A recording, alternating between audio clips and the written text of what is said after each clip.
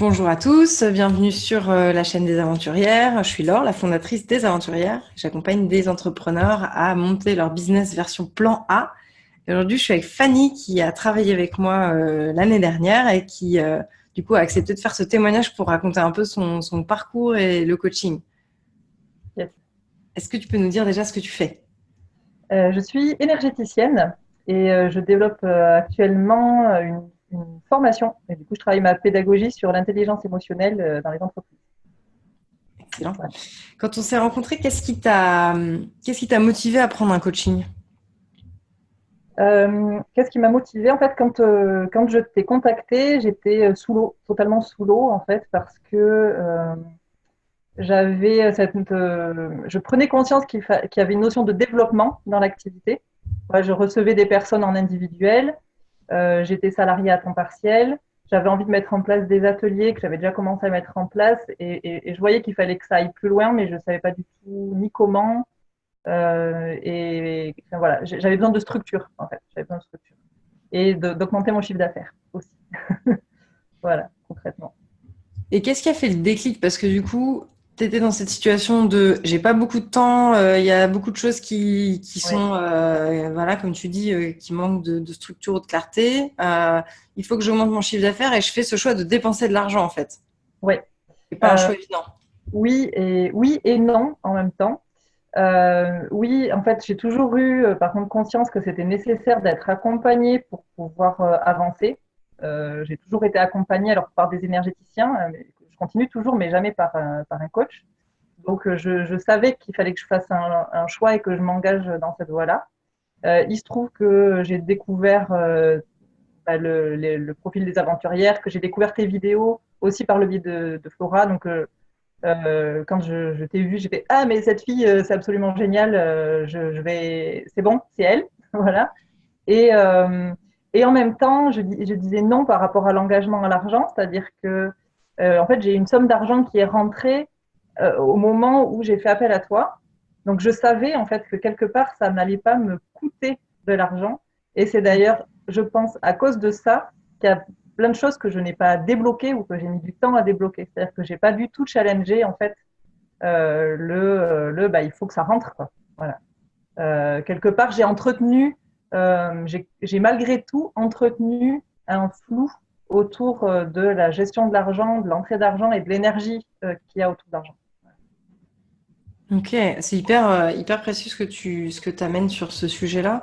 Parce qu'effectivement, du coup, en fonction de, à la fois, tu as des gens qui vont s'endetter énormément, parfois pour se payer des accompagnements, et auquel cas, moi, par exemple, je sais que je prends pas de gens qui s'endettent pour travailler avec moi, parce que ça crée de la fausse urgence, en fait, et ça vient nourrir un cycle qui, en général, se répète depuis très longtemps, où il y a de l'urgence, du coup, on met en place ce qu'il faut, on regagne un peu d'aisance, et puis dès qu'il y a de l'aisance, bah, en fait, comme on n'a toujours pas de vision, on sait pas quoi en faire, bah, on repart dans petit à petit l'urgence, et puis au moment où on se retrouve dans l'urgence, bah, on repart dans des actions.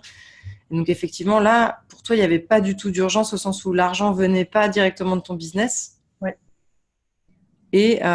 et du coup, ça t'a créé un angle mort sur le travail de ce côté-là. ouais, exactement. Pour autant, j'ai quand même pleinement pris conscience bah, du coup de toute l'importance de cet aspect-là. En fait, c'est grâce à ça, c'est grâce à ton accompagnement en fait que bon, déjà j'ai avancé. Moi, j'ai quand même structuré plein de choses et j'ai vraiment développé ce regard de l'entrepreneur, de l'entrepreneuriat. Voilà. Jusqu'à maintenant, j'étais thérapeute. Jusqu'alors, en tout cas, j'étais thérapeute et j'étais dans mon expertise, mais j'étais pas entrepreneur. Alors qu'aujourd'hui, je suis chef d'entreprise et finalement, je me dis, c'est ma première année en tant que chef d'entreprise, même si ça fait déjà 3 ans que je suis installée. C'est réellement ma première année en tant que chef d'entreprise. Et qu'est-ce qui est Et ton différent? accompagnement, ça m'a amené à ça, en fait. Ouais. Qu'est-ce qui est différent du coup de passer de ta posture de thérapeute à du coup celle de chef d'entreprise? Bah, ça change, c'est un autre regard, enfin, c'est complètement, ma vision est complètement différente, c'est-à-dire que c'est pas juste je vais flyer puis je vais attendre que les gens viennent. Euh, c'est vraiment, en fait, quand je me suis lancée, j'avais soif de liberté, mais tu le décris très bien dans certains de tes articles, hein. J'avais soif de liberté, j'ai créé un espace de liberté et où je peux créer ce que je veux à l'intérieur. Et maintenant que je suis chef d'entreprise, j'apprends à structurer cette liberté pour que en fait, le contenu ressemble vraiment à ce dont j'ai envie. Ouais, c'est top. Merci de partager ça parce que je sais qu'il y a beaucoup de gens qui regardent. Donc, je sais pas s'il y a beaucoup de gens qui sont dans cette situation qui vont regarder cette vidéo, mais moi, je sais qu'il y a beaucoup de gens qui suivent les aventurières et qui peuvent des fois m'écrire en me disant, bah, je comprends pas, je fais tout ce que je peux, je fais des flyers, je suis dans les pages jaunes, je fais en sorte que mon activité soit visible. Mais c'est posé sur une non-affirmation en fait de mon statut d'entrepreneur, c'est-à-dire que avoir son talent et l'avoir en conscience et développer constamment ses compétences fait vraiment partie du taf, Ouais, clairement, mais c'est une partie du taf. Et après, derrière cette vision d'entrepreneur, en fait, on peut pas s'en passer. C'est pas optionnel de penser. Après, tu crées l'entreprise que tu veux, qui ressemble à ce que tu veux, mais rester sur une base de, en fait, je cherche à tout prix de la liberté qui est définie comme de l'absence de contraintes et pas la liberté de créer ce que je veux. Bah, forcément, ça pose une base hyper faible et les clients vont pas abonder sur ce genre de fonctionnement inconscient. c'est ça. La prise de conscience de je suis chef d'entreprise, c'est la confrontation au réel, à la réalité, au vrai.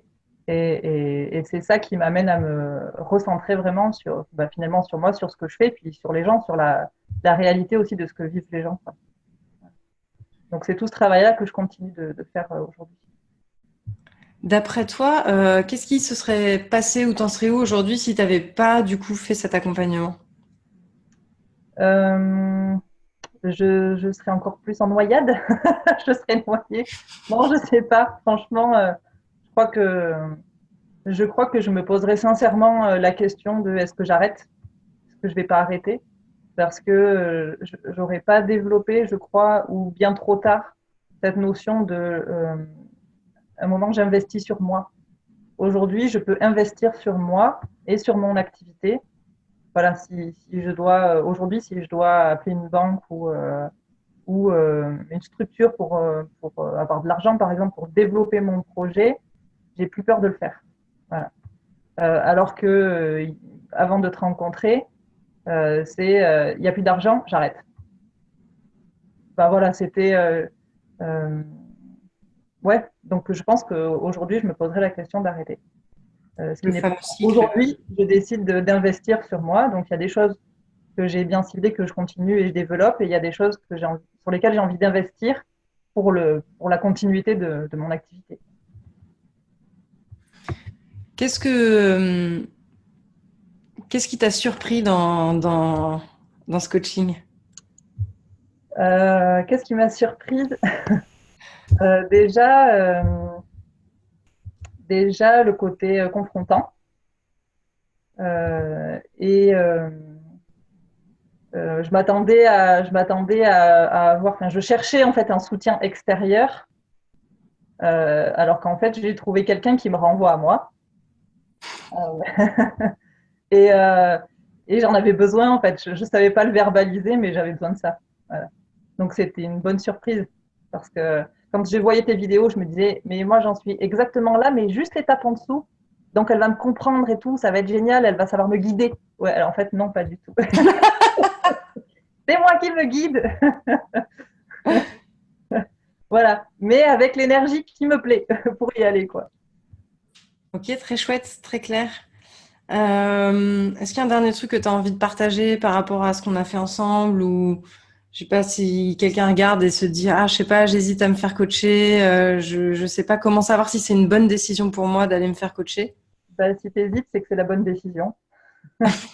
À un moment, il faut arrêter de se raconter des cracks, quoi. C'est-à-dire que soit effectivement tu prends ta responsabilité et tu décides de faire quelque chose pour toi, soit tu vas pas et puis tu vas pas et puis c'est pas grave. Après, si tu vas pas, ben, tu fais autre chose. Si c'est ok, il n'y a pas de problème. Mais en tout cas, moi, c'était, enfin voilà. À un moment, en fait, il y a même plus le choix, il se pose même plus, quoi. Juste on y va, c'est évident.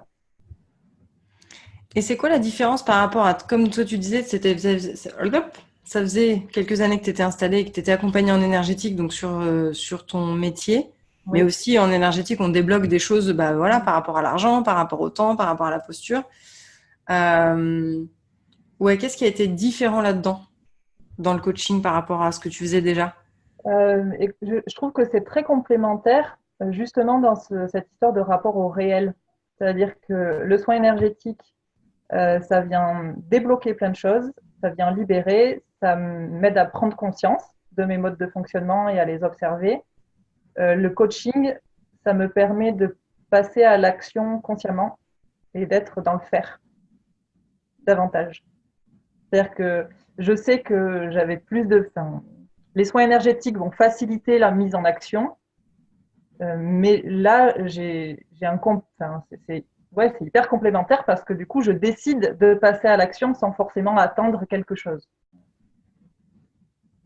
Et c'est hyper important, c'est ce que je développe justement aussi dans mon travail, en tout cas ça me tient à cœur, c'est cette double approche. Il y a à la fois quelque chose qui se fait par le soin et qui vient de l'extérieur, on va dire, et à la fois, c'est indispensable d'avoir un mouvement qui vient de l'intérieur et d'être dans l'action et dans le faire pour débloquer et pour avancer, quoi. Sinon, on continue d'attendre et bah, c'est plus sympa, mais voilà, c'est juste plus sympa, quoi. Il ne se passe pas grand-chose d'autre. Ça a changé des trucs, du coup, dans ta pratique d'énergétique? Ouais, ça a vachement clarifié justement cet aspect-là. J'ai envie que les gens ils soient acteurs. C'est-à-dire que quand ils sortent de soins, j'ai envie qu'ils puissent construire quelque chose qui leur va bien, qui fasse vraiment le pont avec la vie dans la vie réelle, quoi. Mmh.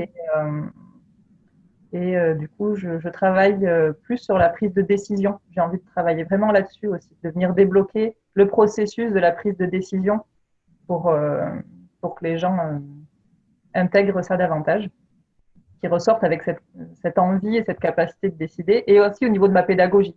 Du coup, j'explique les choses de façon beaucoup plus claire.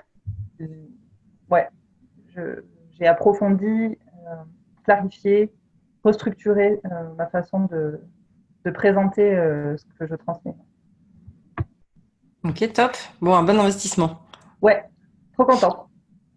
Et un jour, je recommence. Avec joie. Où est-ce qu'on peut te trouver si on te cherche en ligne ou là où tu habites? Alors là où j'habite dans le Cantal, donc on peut me trouver en présentiel à Mauriac dans le Cantal et je me déplace en Auvergne, Corrèze, enfin voilà, et j'aime le présentiel. Après, on peut me trouver sur ma page Facebook Fanny F-A-2-N-Y Laplace, L-A-P-L-A-C-E, mon nom. Il y a un groupe aussi, un groupe Facebook privé qui s'appelle Libère tes émotions et prends ton pied, pour ceux qui ont envie d'aller un petit peu plus loin et d'avoir du contenu gratuit, du partage, des échanges. Et très prochainement, mon nouveau site va être à jour, c'est fannylaplace.com. Voilà. Ok, Avec super. toutes les infos, les articles à venir, les infos sur les stages, sur les formations, sur mon accompagnement. Voilà. Parfait, top. Et puis pour retrouver les aventurières, www.lesaventurières.com tout simplement, ou sur Facebook Les Aventurières. Merci beaucoup Fanny pour ton temps et puis pour cet échange. Ouais, merci à toi. À bientôt. Ouais, à bientôt.